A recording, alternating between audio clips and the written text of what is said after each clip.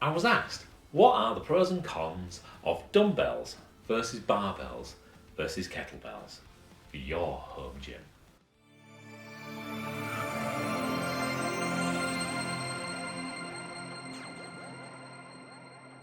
Now, dumbbells, barbells and kettlebells all come under the category of free weights, as in they're not tied to any piece of machinery or equipment, which allows you a really wide variety of different movements to be performed, making them an incredibly versatile addition to your home gym.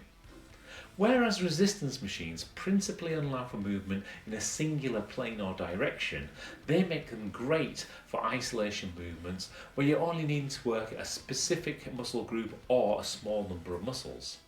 Free weights do require you as the user to apply balance and control due to the weight not being connected to anything. It's not tethered. Therefore, you're also utilising and supporting the whole range of muscles alongside those that you're targeting by the exercise itself.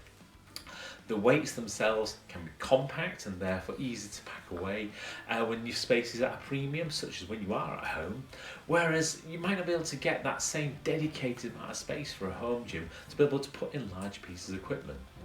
Though it is possible, if you can add the addition of a bench into your home gym, then your setup will be greatly more increase the versatility and also increase the variety and range of the types of exercises that you'll be able to perform.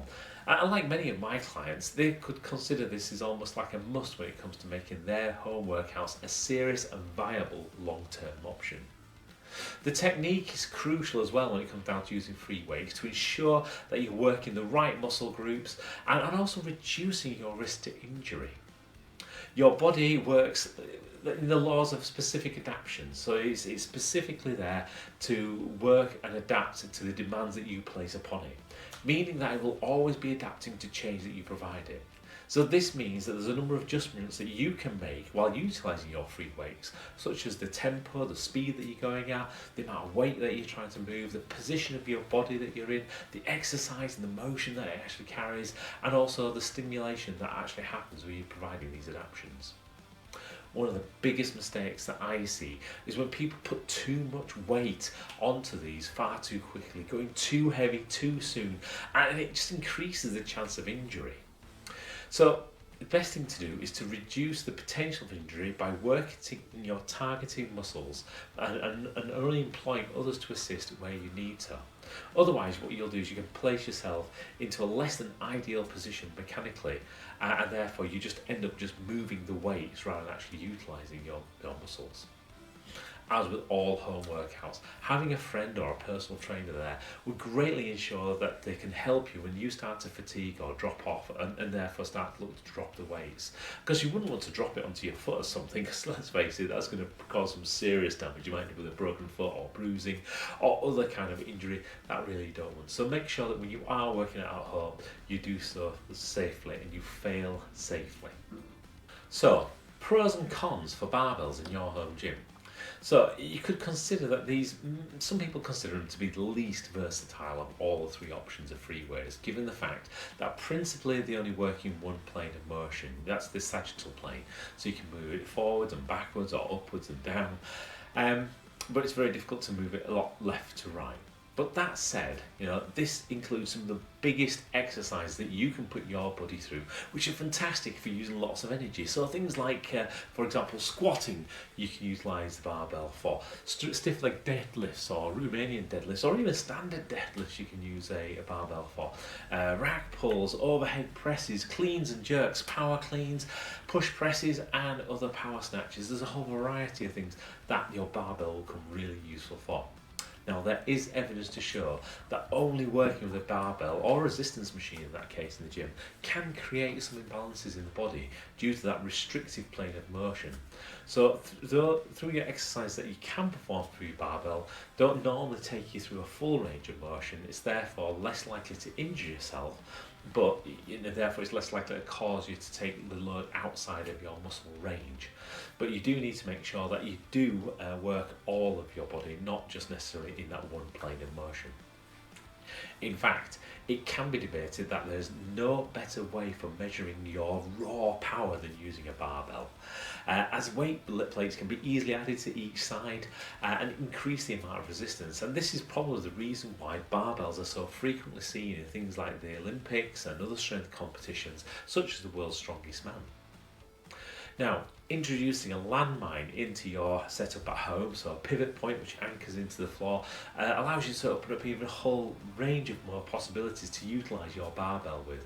So you can include exercise such as T-bar rows, single leg Romanian rows, meadow lifts, and a whole variety of other ones that can really cause more progression and interest in your workout. So, what are the pros and cons for dumbbells in a gym? Well, dumbbells are probably one of the most common pieces of training equipment that you can have with the most widest variety of exercises. And they come in two types principally. You either get fixed weight ones, which usually come as anything from like half a kilo all the way up to like 50 kilos, even 100 kilos. I've seen some monster sized ones in the gym as well that go even beyond that. And some gyms also have other ones, but most predominantly at home we can see more sort of twist lock type ones or adjustable kind of dumbbells. This way you can have lots of variety with a smaller amount of space being used.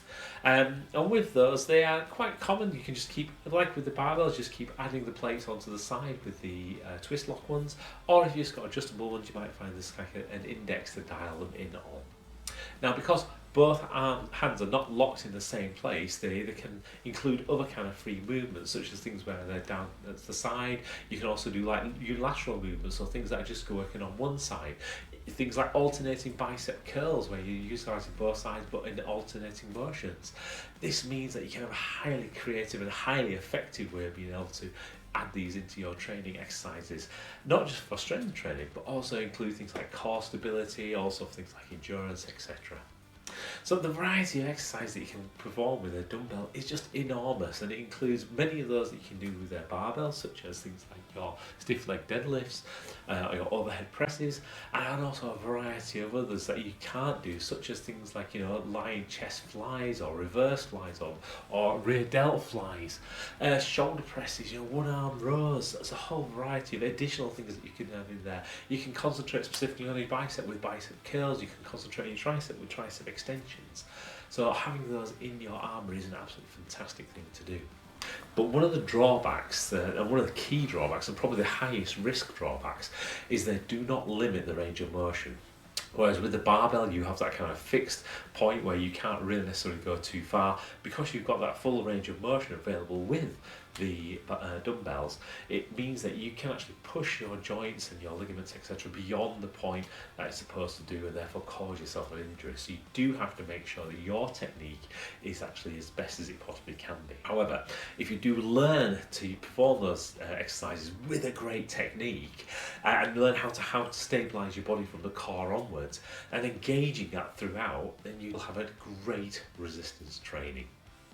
So, what are the pros and cons then of kettlebells for a home gym? Now, these cannonball shaped things with a handle, these provide some great flexibility with fixed weights beyond what you can get with dumbbells and beyond what you can get with a barbell.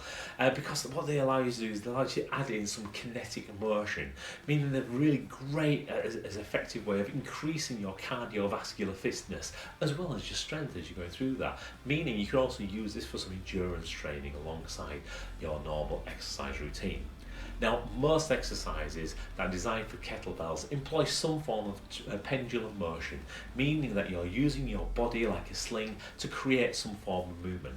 And they're fantastic for building and improving that core strength, as it's impossible to perform any of the kettlebell exercises without utilising your core and having your core engaged. Now, the kinetic nature of kettlebells is not without its drawbacks, because first of all, you're going to need to make sure you've got plenty of space around you to take advantage of this, because obviously that means that the end of the kettlebell is going to be where the end of the space you need is. The thing is that if you've not used kettlebells before as well, and you're just starting out and using them, then you might require some kind of training, because their highly kinetic nature actually means that the likelihood of you injuring yourself becomes increased as well. Also, as you start to switch weights between your hand, you might find that it slips, and that can cause you damage as well. So just be careful when you are utilising these at home. It might be best to employ some form of gloves to help give you that additional grip and have that as part of your kit as well. So who would benefit most from having dumbbells at home? Those looking for a good all-round versatile piece of equipment that is highly portable and small to store and would not go wrong by putting some dumbbells into their home gym. This will immediately increase the variety of exercise that are available to them and provide a good stimulus for growth. What about barbells? If you're looking to maximise your raw strength or potential, looking for exercise that will burn the most calories, then adding some barbells may just be for you. What about kettlebells? While if you're seeking to improve your core and cardiovascular health and space is not a problem, then perhaps you need to be considering investing in some kettlebells and some kettlebell trainings go along with it. So what's my advice if you're debating kettlebells versus dumbbells versus barbells for your home gym? If your personal goals align and time is a premium, investing in your home gym equipment can be the difference between progress and failure. And you will not go wrong by investing in a good set of dumbbells, barbells and kettlebells. If I had to choose only one piece of equipment, which one would it be? Personally, when space is a premium and cost is the biggest consideration, I advise my clients to start with a good set of adjustable dumbbells to get them started. Then you can always progress from there, whether it's a fitness journey and the goals that you want to take to wherever you need it to go. So hopefully you've enjoyed this and found this useful, and you found that actually you've got some creative ways now of being able to increase your capability in your own home gym.